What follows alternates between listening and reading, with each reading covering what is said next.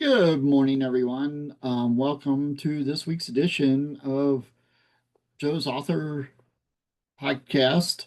I've been discussing my book, Murder for Hire, a Rod Hawks mystery. Just kind of teasing the book that I'm currently writing. And I know that some of you have gotten interested. I've been starting to get some views, so that makes me pretty happy. But I hope we have more of those. So, before I get started here, there's a couple things that have, come up.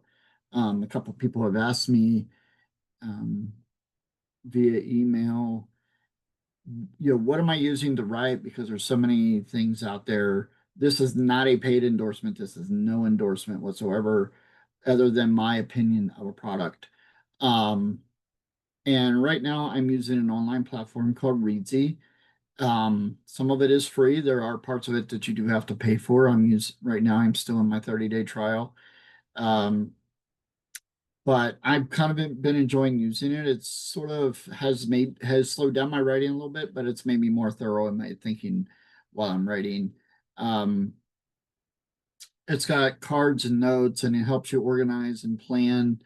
It also helps you juggle multiple chapters a little bit easier than using Microsoft Word does. So that's sort of just my quick down and dirty opinion of what I'm using, and I kind of like it so far. Um, and as I figure out more and more of it, it's still a little bit of a learning curve because I just started using it. Like I said, Microsoft Word gets a little difficult to, figure out where you're at and oh, what happened to that character and oh, what was his last name? Things like that. So it's been a little easier to keep track of things. And that's made it easy to use. I know there's other ones out there. Scrivener's supposedly a pretty popular one that Stephen King uses. Also, I think it's called Spines. That's one that you see sometimes pops up on YouTube advertisements on some writers' videos. So there's some different things out there, but right now I'm trying out Readsy, and so far so good. I kind of like it. Um, So in this week's talk about, let's move on to talking about Rod Hawks. So what's happening now? But before I get into that, I kind of think we've got into a little bit of him being in the hospital. Again, trying not to give away too much plot with these teases. Um, but a character shows up that her name is Maria Martinez. Um, and she works at the local trauma center. She's a nurse there. She's also taking care of Rod while he's in the hospital. Her fiance is a medical resident named Jake Little, and he is her fiance as well. Um, and they're going to do what they can to try to get Rod safe while he's in the hospital. He's from Durango, which isn't far from, if you are from New Mexico or the Southwest, pretty much a lot of people know where Durango is. If you're a cycling fan, I personally am, and it's not called Jumbo Visma anymore. It's Visma Lisa Bike. Um, World Cycling Team has Sepp Kuss on it, and Sepp is from Durango, Colorado. So there's a little bit of a local connection there that kind of helps me root a little bit more for in the cycling business. Um, but her father is Alberto. She was born in Juarez, New Mexico. She loves her parents. She's totally unaware of what's going on with her father and how he's involved in all this. Um, and that's pretty much her story. Like I said, I don't want to give away too much. I almost feel like I've been teasing too much of the plot in some of these videos and going from there. So, but I'll back up. Rod's still in the hospital. He's being taken care of. He is under protection. As we talked about before, he has had threats on his life while he is still in the hospital because everybody thought he'd be dead by now. But since he can identify the bad guys, um, of course, they want him eliminated. So that's where he's at. He's still, the FBI is still trying to track down who did what to him. Um, so another character that you'll meet up with soon, his name is Chief Holloman. We talked a little bit about him in the beginning. Holloman is in charge of the local FBI office. Um, He's trying to manipulate what's going on, because he has a robbery and a murder. The FBI is in charge of all investigations on Native American lands, reservations, pueblos here in New Mexico. Um, and so he's sort of juggling a lot right now. He's under a lot of pressure. He's getting pressure from Washington. Um, just kind of on a side note, in New Mexico here, we started something for missing persons from um, native lands called Turquoise alerts. And so far, they've been effective. They put out a couple of turquoise alerts on some missing individuals, and they were quickly found afterwards. So in the brief amount of time, they've been showing to be effective. They're kind of an Amber Alert. Native American women are, go missing at an alarming rate. The crimes are rarely ever solved, and a lot of that is due to the remoteness of the reservations. So if they are murdered, um, there's a lot of space to hide bodies um, out there. So hopefully these turquoise alerts will continue to be effective and help us find Native women who are missing, um, or even elders who, as they grow older, and go missing due to forgetfulness or whatever.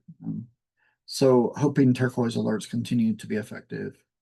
One of the places I talked about last week was a place called Box Canyon, um, down in Socorro, New Mexico.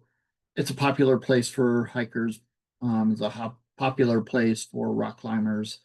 Been there myself with scouts. I know I'm repeating information here, but I just want to reiterate, there are some great places here.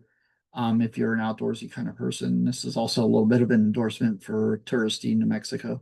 Again, not a paid endorsement, just my opinion. Um, so that's sort of our tease for this week. Is Rod's still in the hospital? He's injured. He's had some really difficult surgeries. Um, he wants to go home, of course. He wants to get out, but that's not really been an option right now until they can find a safe place for him to be, to protect him and, protect him from harm, and hopefully find out, how the bad guys found out he was in the hospital, and be able to track that down. So that's sort of my take this week. I know it's kind of a briefer video than usual, but if you like, hit the subscribe button. Keep saying that, but anyway.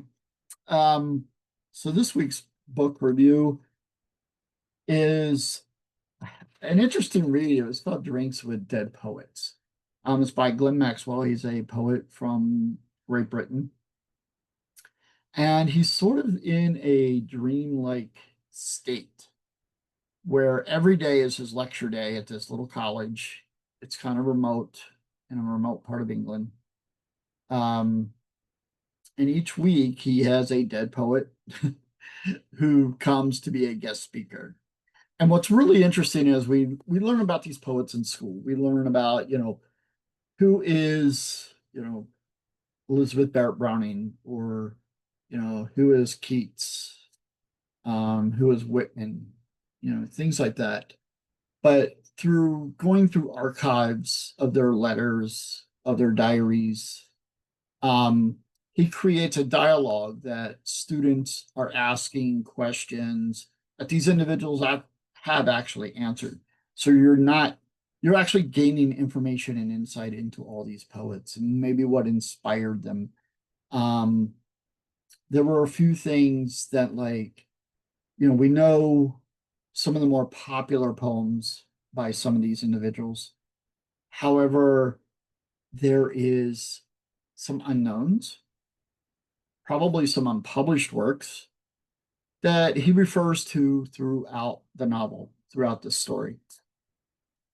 So it's kind of interesting to hear, Keats talking about, reading a poem at this reading, at a bar.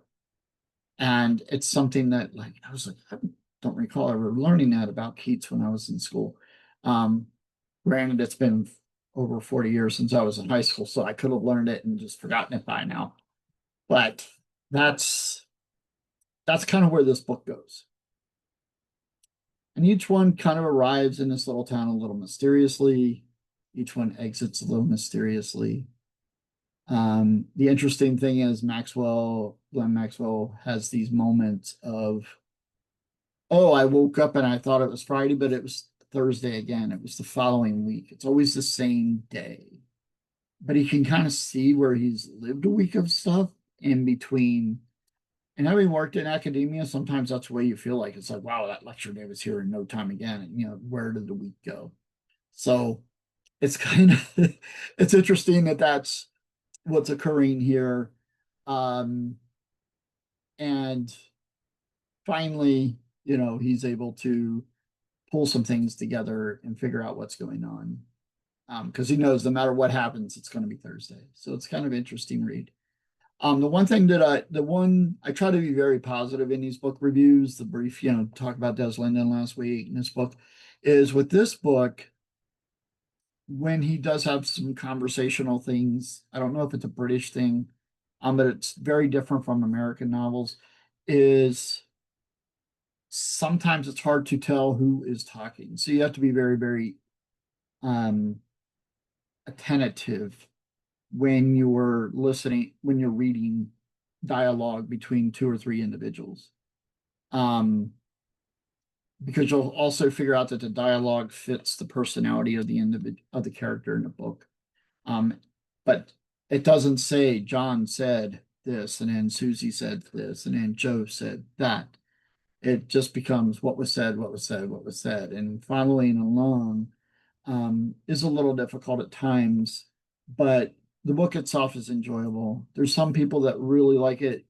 A lot of poetry historians don't, which I kind of found interesting because for somebody who's in the middle of the road, I'm not really a poetry historian, but I enjoy reading poetry. Um, I found it to be it was very much an enjoyable read. It was a very different take on what could have been a very boring book. Um, for the most part, like I said, I really enjoyed it. On a 5-star realm, I give it 4 stars. I did like it. And I liked finding out something new about some of these poets. So stay tuned for next week's book review. And also, we continue our saga with what's happening with Rod. Hopefully, when he gets out of the hospital, will he go home? Will he go to a safe house? Who's going to guard him? Stay tuned for that. Have a great day, and we'll see you next week.